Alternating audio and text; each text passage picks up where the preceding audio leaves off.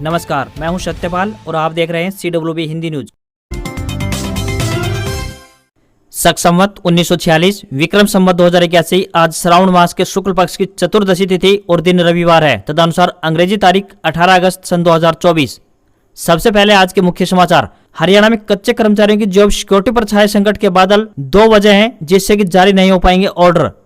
हरियाणा में जेजेपी को बड़ा झटका, एक ही दिन में 3 विधायकों ने छोड़ी पार्टी। विनेश फोगाट पैतृक गांव पहुंची, हनुमान मंदिर में माथा टेका, मंच पर भावुक हुई। 13 घंटे में 125 किलोमीटर लंबा रोड शो निकाला। जिला न्यायालय अंबाला में स्टेनोग्राफर के पदों पर भर्ती, स्नातक पास उम्मीदवार कर सकते हैं आवेदन। हरियाणा में बीजेपी विधायक वर्करों में चले थप्पड़, कार्यकर्ता ने मीटिंग में अंगुली दिखाई तो एमएलए ने हाथ मरोड़ा। हरियाणा कैबिनेट मीटिंग में BC/B आरक्षण को मंजूरी। अब इलेक्शन कमीशन ऑफ इंडिया को भेजा जाएगा, मिलेगा 10% रिजर्वेशन। इग्नू के छात्रों के लिए बड़ी खबर, अब 31 तक online open and distance learning program में ले दाखिला। चरखी दादरी में सफाई कर्मचारियों ने की हड़ताल, 3 माह से वेतन नहीं मिल पाया, नगर परिषद कार्यालय में दिया धरना। हरियाणा में पूर्व खेल मंत्री की मुश्किलें बढ़ी, यौन शोषण के आरोप लगाने वाली कोच ने SIT जांच रिपोर्ट मांगी, चुनाव लड़ने का ऐलान कर चुकी। हरियाणा में रेल यात्रियों को 2 नई स्पेशल ट्रेनों की सौगात, खाटू श्याम व जयपुर का सफर होगा अब आसान। फरीदाबाद पहुंचे पूर्व CM भूपेंद्र सिंह हुड्डा, बीजेपी पर साधा निशाना, बोले सरकार बनने के बाद 1 लाख युवाओं को देंगे नौकरी। सभी राज्य 2-2 घंटे पर कानून व्यवस्था की रिपोर्ट देंगे। कोलकाता रेप मर्डर केस के बाद केंद्र का आदेश, RG मेडिकल कॉलेज के पास धरना प्रदर्शन पर रोक। और वेन्यू का सनरूफ वाला सस्ता वेरिएंट भारत में हुआ लॉन्च, कीमत 9,36,000 रुपए। सेफ्टी के लिए 6 एयरबैग से lace car, Mahindra XUV 3XO से है मुकाबला। और अब खबरें विस्तार से।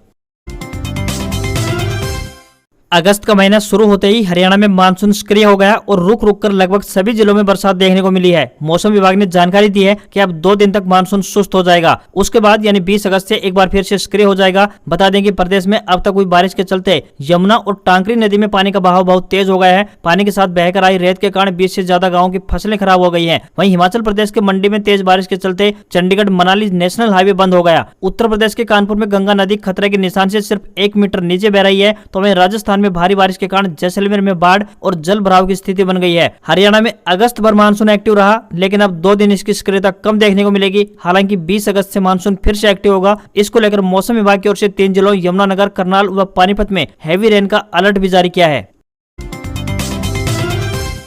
डिस्ट्रिक्ट एंड सेशन जज अंबाला में स्टेनोग्राफर के पदों पर भर्ती के लिए आवेदन मांगे गए हैं। ये भर्तियां एडहॉक आधार पर 6 महीने के लिए या फिर रेगुलर आधार पर की जाएंगी। जो भी पुरुष या महिला उम्मीदवार इन पदों के लिए इच्छुक हैं, वह अपने आवेदन भारतीय डाक के माध्यम से भेज सकते हैं। आवेदन करने की आखिरी तारीख 28 अगस्त है। इन पदों के लिए उम्मीदवार का स्नातक पास होना जरूरी है। उम्मीदवार को कंप्यूटर का ज्ञान होना चाहिए तथा अंग्रेजी स्टेनो में 80 शब्द प्रति मिनट की गति होनी चाहिए। किसी भी वर्ग के उम्मीदवारों को कोई भी आवेदन शुल्क नहीं देना होगा। न्यूनतम आयु 18 वर्ष और अधिकतम आयु 42 वर्ष तय की गई है। इन पदों के लिए आपको ऑफलाइन आवेदन भेजने होंगे।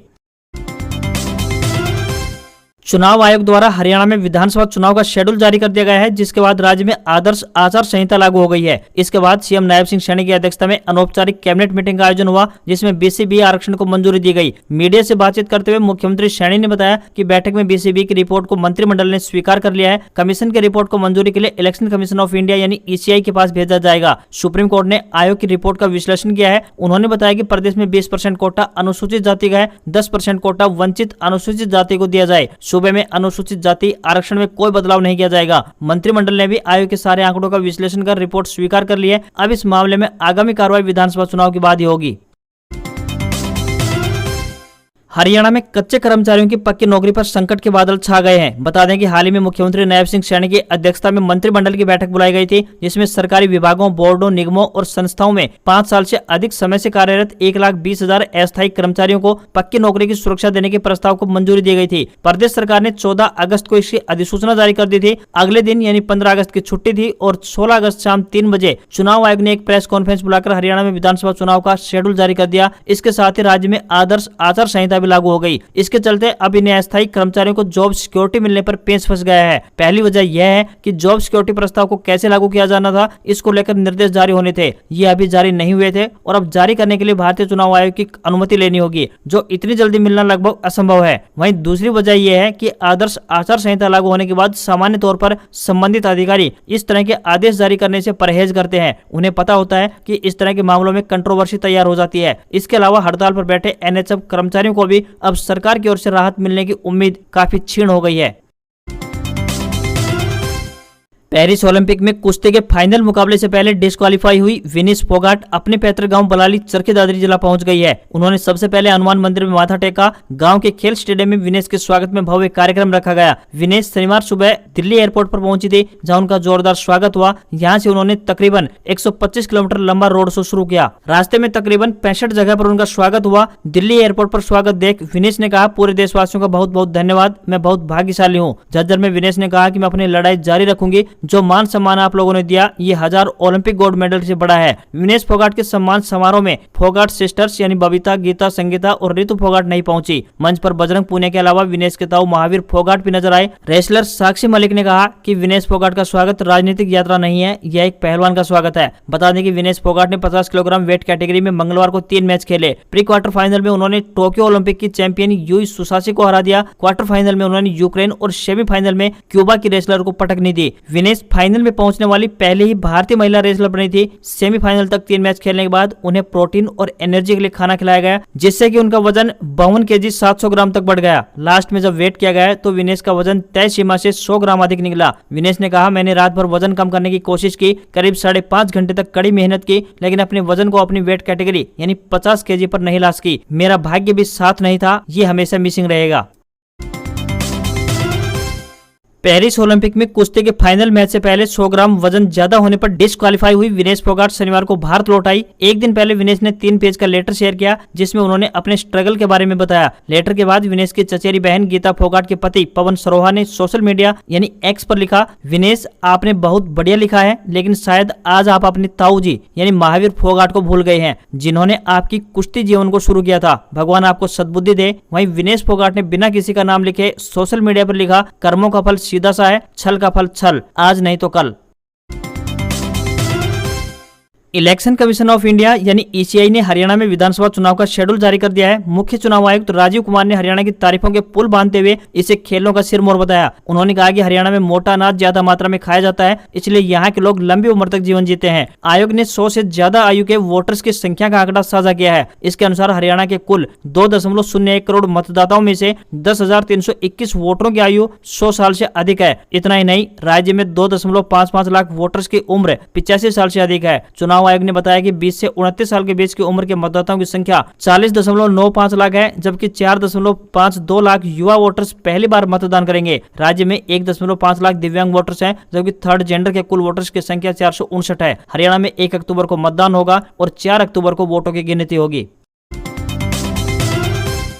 हरियाणा में विधानसभा चुनाव के ऐलान के बाद से डॉक्टर अजय सिंह चौटाला की जननायक जनता पार्टी यानी जेजेपी में घमासान मचा हुआ है। पूर्व श्रम मंत्री अनूप धानक के इस्तीफे के बाद शनिवार 17 अगस्त को 3 और विधायकों ने पार्टी छोड़ दी। इनमें शाहबाद सीट से विधायक रामकरण काला, गोला चीका सीट से विधायक ईश्वर सिंह और टोहाना सीट से विधायक देवेंद्र सिंह बबली शामिल हैं। चौटाला को लिखे लेटर में विधायक ईश्वर और रामकरण ने इस्तीफे की अपनी वजह निजी बताया है। इसी तरह 24 घंटे में जेजेपी के 4 विधायकों ने पार्टी छोड़ दी है। रामकरण, ईश्वर और देवेंद्र बबली कांग्रेस ज्वाइन कर सकते हैं, तो वहीं अनूप धानक भाजपा में शामिल हो सकते हैं। हालांकि इन अटकलों पर अब तक इनका बयान सामने नहीं आया है। राज्य में 1 अक्टूबर को एक फेज में 90 सीटों पर चुनाव होंगे। 4 अक्टूबर को नतीजे आएंगे। हाल ही के कुछ समय में हरियाणा में लोकसभा चुनाव संपन्न हुए, जिसमें कांग्रेस ने रूलिंग पार्टी बीजेपी को कांटे की टक्कर दी। दोनों ही पार्टियों को 5-5 सीटों पर जीत हासिल हुई। अब कुछ ही समय बाद प्रदेश में विधानसभा चुनाव होने हैं। इसे देखकर दोनों ही पार्टियों ने कमर कस ली है और एक दूसरे को कड़ी टक्कर देने को तैयार है। कांग्रेस भी हर हाल में अब की बार सत्ता पाना चाहती है और टिकट बंटवारे को लेकर काफी सतर्कता बरत रही है। हर एक विधानसभा से पार्टी 2 से 3 सर्वे करवा रही है, जिसके आधार पर टिकट दी जाएगी। ये राह आसान तो बिल्कुल नहीं होने वाली। उम्मीदवारों को टिकट पाने के लिए कांग्रेस के कड़े नियमों से होकर भी गुजरना पड़ेगा। इसमें इंटरव्यू प्रक्रिया भी शामिल की गई है। जो उम्मीदवार लगातार 2 बार चुनाव हारे हैं या वे किसी मुकदमे या फिर कानूनी पचड़े में फंसे हैं, उनकी अब की बार टिकट कटनी तय मानी जा रही है। जिन उम्मीदवारों की पिछले चुनाव में जमानत जब्त हुई थी, उन्हें भी टिकट मिलने में परेशानी सामने आ सकती है। पार्टी द्वारा उन उम्मीदवारों को मौका दिया जा सकता है जिनके हार जीत का अंतर केवल 500 से 5000 के बीच रहा था। अनुमान यह लगाए जा रहे हैं कि पार्टी सिर्फ जिताऊ उम्मीदवारों को ही मैदान में उतार सकती है। सावन का महीना अब समाप्ति की ओर है। 19 अगस्त को रक्षाबंधन का पावन पर्व है। इसे भाई बहन के प्रेम का प्रतीक माना जाता है। हर साल श्रावण मास के शुक्ल पक्ष की पूर्णिमा तिथि को यह पर्व मनाया जाता है। इसमें बहनें अपने भाई की कलाई पर राखी बांधती हैं, जिसे रक्षा सूत्र भी कहा जाता है, और भाई भी अपनी बहन को उपहार देते हैं। वैदिक पंचांग के अनुसार इस साल 19 अगस्त 2024 सोमवार को दोपहर 1:31 तक भद्रा रहने वाली है, यानी कि राखी बांधने का शुभ मुहूर्त 1:31 के बाद ही शुरू होगा। भद्रा काल में राखी बांधना बिल्कुल भी अच्छा नहीं माना जाता, इसलिए 1:31 के बाद ही बहनें अपने भाई की कलाई पर राखी सूत्र बांध सकती हैं। पेरिस ओलंपिक खेलों के कुश्ती इवेंट में 50 किलोग्राम भार वर्ग में 100 ग्राम वजन ज्यादा होने की वजह से गोल्ड और सिल्वर मेडल की दौड़ से बाहर हुई हरियाणा की महिला पहलवान बेटी विनेश फोगाट हिंदुस्तान लौट आई हैं। एयरपोर्ट से विनेश सीधे अपने पैतृक गांव चरखी दादरी जिले के बलाली गांव पहुंची, जहां पर एक चैंपियन की तरह उनका स्वागत किया गया। बता दें कि संयुक्त रूप से सिल्वर मेडल दिए जाने को लेकर विनेश फोगाट की लड़ाई के बीच हरियाणा के सीएम नायब सिंह सैनी ने ऐलान किया था कि विनेश फोगाट का गोल्ड मेडलिस्ट की तरह स्वागत किया जाएगा। जो इनामी राशि और सुविधाएं सिल्वर मेडल विजेता खिलाड़ी को मिलती है, वे सभी लाभ विनेश फोगाट को दिए जाएंगे। बता दें कि हरियाणा में ओलंपिक खेलों में गोल्ड मेडल विजेता को 6 करोड़, सिल्वर मेडल विजेता को 4 करोड़ और ब्रॉन्ज मेडल विजेता को 2.5 करोड़ रुपए इनाम में दिए जाते हैं। मुख्यमंत्री नायब सिंह सैनी ने कहा था, विनेश फोगाट को सिल्वर मेडल विजेता की तरह 4 करोड़ रुपए और सरकारी नौकरी दी जाएगी। इसको लेकर पंचकुला में सम्मान समारोह आयोजित किया जाएगा, परंतु बीते दिन चुनाव आयोग द्वारा हरियाणा में विधानसभा चुनाव का शेड्यूल जारी कर दिया गया है, जिससे कि सम्मान समारोह को लेकर पेंच फंस गया है, क्योंकि आदर्श आचार संहिता लागू हो गई है। इसी वजह से इस कार्यक्रम का आयोजन नहीं हो पाएगा और इसको लेकर सरकार की ओर से आदेश जारी कर दिया गया है। Indira Gandhi national open university यानी इग्नू ने शैक्षणिक सत्र 2024-25 के जुलाई सत्र में ऑनलाइन और open and distance learning mode में दाखिले की तिथि 31 अगस्त तक बढ़ा दी है। छात्रों की मांग पर आवेदन पत्र की तारीख आगे बढ़ाई गई है। इच्छुक उम्मीदवार अब 31 अगस्त तक बिना किसी लेट फीस के आवेदन पत्र भर सकते हैं। इसके अलावा पुराने छात्रों को भी 31 अगस्त तक पंजीकरण करना होगा। यदि पुराने छात्र दोबारा पंजीकरण नहीं करते हैं तो उनका दाखिला रद्द माना जाएगा। जुलाई 2024 सत्र में छात्रों को घर बैठे और नौकरी के साथ स्नातक, स्नातकोत्तर प्रोग्राम, डिप्लोमा और सर्टिफिकेट कोर्स में पढ़ाई का इस शानदार मौका मिल रहा है।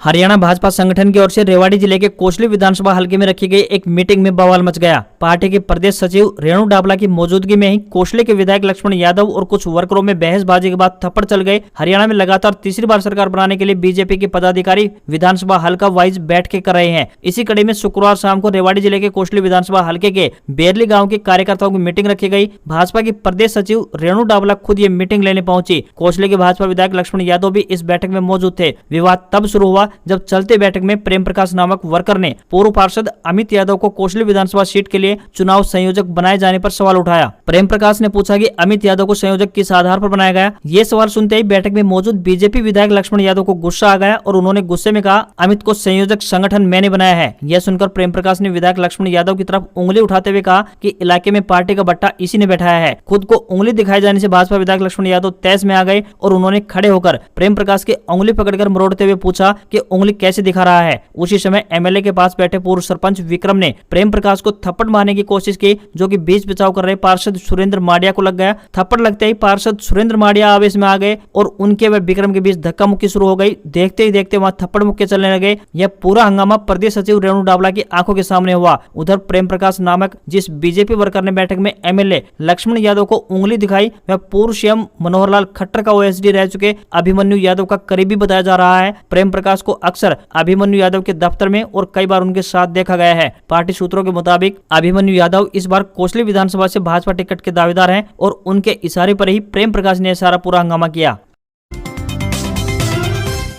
त्योहारी सीजन को देखते हुए हरियाणा में रेल यात्रियों के लिए एक अच्छी खबर सामने आ रही है। भारतीय रेलवे ने यात्रियों की सुविधा का ख्याल रखते हुए रेवाड़ी रिंगस रेवाड़ी और जयपुर भिवानी जयपुर स्पेशल ट्रेन की सौगात दी है। इन दोनों ट्रेनों के संचालन से बाबा खाटू श्याम की नगरी जाने वाले श्रद्धालुओं को भी काफी फायदा पहुंचने वाला है। Train number 09731 Rewari rings special train 17 अगस्त से 31 अगस्त तक रेवाड़ी से रवाना होकर रिंगस पहुंचेगी। बीच रास्ते में यह ट्रेन कुंड, अटेली, नारनौल, निजामपुर, डाबला, नीम का थाना, काउंट व श्री माधोपुर स्टेशनों पर दोनों दिशाओं में ठहराव करेगी। तो वहीं दूसरी तरफ train number 09733 Jaipur Bhiwani special train 17 अगस्त से 15 सितंबर तक जयपुर से रवाना होकर भिवानी पहुंचेगी। बीच रास्ते में यह ट्रेन ढेरका बालाजी, निंदड़, बनाड़, चौमू सामोद, गोविंदगढ़, मलिकपुर, रिंगस, श्रीमाधोपुर, कांवट, नीम का थाना, डावला, निजामपुर, नारनौल, अटेली, कुंड, रेवाड़ी, कोसली, झाड़ली व चरखी दादरी स्टेशनों पर ठहराव करती हुई जाएगी। इस ट्रेन में 9 साधारण श्रेणी व 2 घाट डिब्बों सहित कुल मिलाकर 11 डिब्बे शामिल होंगे।